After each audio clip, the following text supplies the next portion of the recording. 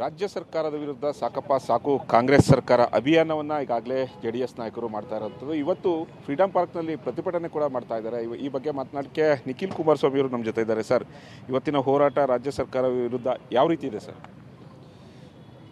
ಕಳೆದ 2 ವರ್ಷದಿಂದ ಕಾಂಗ್ರೆಸ್ನ ಪಕ್ಷ ಆಡಳಿತಕ್ಕೆ ಬಂದಾಗಿಂದ ನಿರಂತರವಾಗಿ ಒಂದು ಕಡೆ ಬೆಲೆ ಏರಿಕೆ, ನಾನಾ ವಿಚಾರದಲ್ಲಿ ಹಂತವಾಗಿ ಜನಸಾಮಾನ್ಯರಿಗೆ ಇವತ್ತು ಬದುಕು ಮಾಡ್ತಕ್ಕಂಥದ್ದಕ್ಕೆ ಒಂದು ಕಷ್ಟದ ವಾತಾವರಣ ಸೃಷ್ಟಿ ಮಾಡಿರ್ತಕ್ಕಂಥದ್ದು ಒಂದು ಭಾಗ.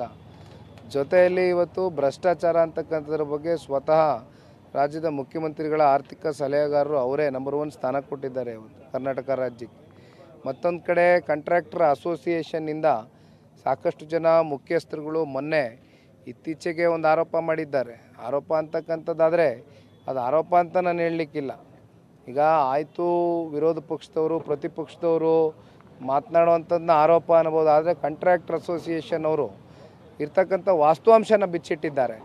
33,000 ಕೋಟಿಯಷ್ಟು ಇವತ್ತು ಹಣ ಅವರೇನು ಖರ್ಚು ಮಾಡಿದ್ದಾರೆ, ಅವ್ರಿಗೇನು ಪಾವತಿ ಆಗಬೇಕಾಗಿದೆ. ಒಂದು ಕಡೆ ವಿಳಂಬ ಮಾಡಿರ್ತಕ್ಕಂಥದ್ದು ಅಷ್ಟೇ ಅಲ್ಲ, ಸಚಿವರುಗಳ ಕುಟುಂಬಸ್ಥರು ಇವತ್ತು ಕಮಿಷನ್ ಏಜೆಂಟ್ಗಳಾಗಿ ಇವತ್ತು ವರ್ತನೆ ಮಾಡ್ತಾಯಿದ್ದಾರೆ ಅಂತಕ್ಕಂಥದ್ದು ಕೂಡ ಭಾಳ ನೋವಿನಿಂದ ಹೇಳ್ಕೊಂಡಿದ್ದಾರೆ.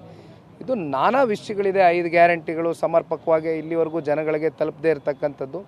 ಇವೆಲ್ಲದರ ಕುರಿತು ಇವತ್ತು ಜನಗಳ ಭಾವನೆಗೆ ಸ್ಪಂದಿಸಬೇಕಾಗಿದೆ. ಇದು ಜನರ ಭಾವನೆ. ಸಾಕಪ್ಪ ಸಾಕು ಕಾಂಗ್ರೆಸ್ ಸಾಕು ಅಂತ 2 ವರ್ಷದಲ್ಲೇ ಇವತ್ತು ಈ ಚರ್ಚೆ ಮುನ್ನೆಲೆಗೆ ಬಂದಿರತಕ್ಕಂಥದ್ದು.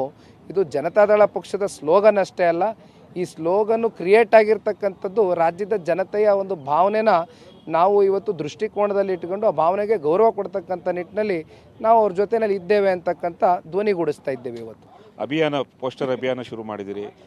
ಪೋಸ್ಟರ್ ಅಭಿಯಾನ ಶುರು ಮಾಡಿದವ್ರ ವಿರುದ್ಧ FIR ಕೂಡ ಇದಾಗ್ತಾ ಇದ್ದಾರೆ. ಈಗ ವೆಬ್ಸೈಟ್ನಲ್ಲಿ ನಾನು ಪತ್ರಿಕಾಗೋಷ್ಠಿಲಿ ಮೊನ್ನೆನೂ ಹೇಳಿದ್ದೀನಿ, ಇಲ್ಲಿ ಯಾರನ್ನೂ ವೈಯಕ್ತಿಕವಾಗಿ ನಿಲ್ಲಿಸೋದು ತೇಜಾವಧೆ ಮಾಡ್ತಕ್ಕಂಥದ್ದು ನಾವು ಮಾಡಿಲ್ಲ.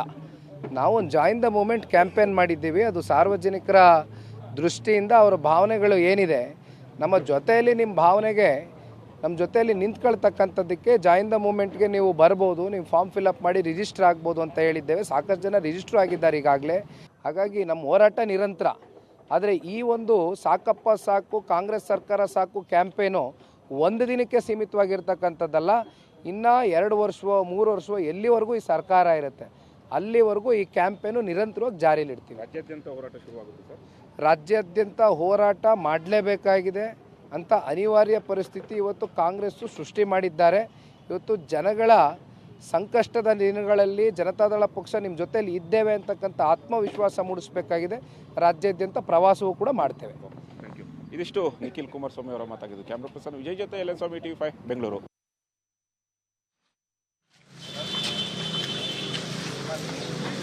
ಇದು JDSನ ಇವತ್ತಿನ ಹೋರಾಟದ ರೂಪರೇಷ. ಯಾವ ಕಾರಣಕ್ಕಾಗಿ ಹೋರಾಟ ಮಾಡ್ತಾ ಇದ್ದಾರೆ, ಹೋರಾಟ ಯಾವ ರೀತಿಯಾಗಿರುತ್ತೆ ಅನ್ನೋದ್ರ ಬಗ್ಗೆ ಇದೀಗ ನಿಖಿಲ್ ಕುಮಾರಸ್ವಾಮಿ ಅವರು ಮಾಹಿತಿಯನ್ನು ಹಂಚ್ಕೊಳ್ತಾ ಇದ್ರು. ಈ ಮುಖಾಂತರವಾಗಿ ಕಾಂಗ್ರೆಸ್ ಸರ್ಕಾರಕ್ಕೆ ಒಂದು ರೀತಿಯಾಗಿ ಎದುರೇಟನ್ನು ಕೊಡಬೇಕು, ಉತ್ತರವನ್ನು ಕೊಡಬೇಕು ಅನ್ನುವಂಥ ನಿಟ್ಟಿನಲ್ಲಿ JDSನವರು ಪ್ಲ್ಯಾನ್ ಮಾಡ್ಕೊಂಡಿರೋದು. ಯಾಕಂದರೆ ನೋಡಿ, ಈ ಗ್ಯಾರಂಟಿ ಯೋಜನೆಗಳನ್ನು ಅನೌನ್ಸ್ ಮಾಡ್ತಾ ಇದ್ದ ಹಾಗೇನೆ ಜನ ಕಾಂಗ್ರೆಸ್ನ ನಂಬೋದಕ್ಕೆ ಶುರು ಮಾಡಿದ್ರು. ಕಾಂಗ್ರೆಸ್ ಗ್ಯಾರಂಟಿ ಯೋಜನೆಗಳನ್ನು ಅನುಷ್ಠಾನಕ್ಕೆ ತಂದರೆ ಲಾಭ ಆಗತ್ತೆ, ನಾವು ಇದಕ್ಕೆ ಫಲಾನುಭವಿಗಳಾಗ್ತೀವಿ, ಇದರಿಂದ ಉತ್ತಮವಾದಂಥ ಲಾಭವನ್ನು ನಾವು ಪಡ್ಕೊಳ್ಬೋದು ಅಂತ. ಆದರೆ ಗ್ಯಾರಂಟಿ ಹೆಸರನ್ನು ಹೇಳ್ಕೊಂಡು ಅಧಿಕಾರಕ್ಕೆ ಬಂದಂಥ ಕಾಂಗ್ರೆಸ್ನವರು ನಿಧಾನವಾಗಿ ಜನರಿಂದ ಸುಲಿಗೆ ಮಾಡೋದಕ್ಕೆ ಇಳಿದು ಬಿಟ್ಟಿದ್ದಾರೆ. ಹಗಲು ದರೋಡೆ ಅಂತ ಏನು ಹೇಳ್ತಾರೋ ಅದನ್ನು ಮಾಡೋದಕ್ಕೆ ಶುರು ಮಾಡಿದ್ದಾರೆ. ಒಂದು ಕೈಯಲ್ಲಿ ಕೊಡೋದು, ಇನ್ನೊಂದು ಕೈಯಲ್ಲಿ ಕಿತ್ಕೊಳ್ಳುವಂಥದ್ದು. ಈತ ಗೃಹಲಕ್ಷ್ಮಿ ಅಂತಾರೆ, ಶಕ್ತಿ ಯೋಜನೆ ಅಂತ ಹೇಳ್ತಾರೆ, ಗೃಹ ಜ್ಯೋತಿ ಅಂತ ಹೇಳ್ತಾರೆ. ಮತ್ತೊಂದು ಕಡೆಯಲ್ಲಿ ಎಲ್ಲದ್ರ ರೇಟ್ ಜಾಸ್ತಿ ಮಾಡ್ತಾರೆ. ಹೆಣ್ಮಕ್ಳಿಗೆ ಫ್ರೀ ಬಸ್ ಸಂಚಾರ ಅಂತಾರೆ, ಗಂಡು ಮಕ್ಕಳಿಗೆ ಇರೋಬರ ರೇಟ್ನೆಲ್ಲ ಜಾಸ್ತಿ ಮಾಡ್ತಾರೆ. ಇದರ ಜೊತೆಗೆ ಕರೆಂಟ್ ಬಿಲ್ ಆಗಿರ್ಬೋದು, ನೀರಿನ ಬಿಲ್ ಆಗಿರ್ಬೋದು, ಮೆಟ್ರೋದಾಗಿರ್ಬೋದು ಎಲ್ಲವೂ ದುಪ್ಪಟ್ಟಾಗಿರುವಂಥ ಹಿನ್ನೆಲೆಯಲ್ಲಿ JDS ಈ ಹೋರಾಟಕ್ಕೆ ಕರೆಯನ್ನು ಕೊಟ್ಟಿದೆ.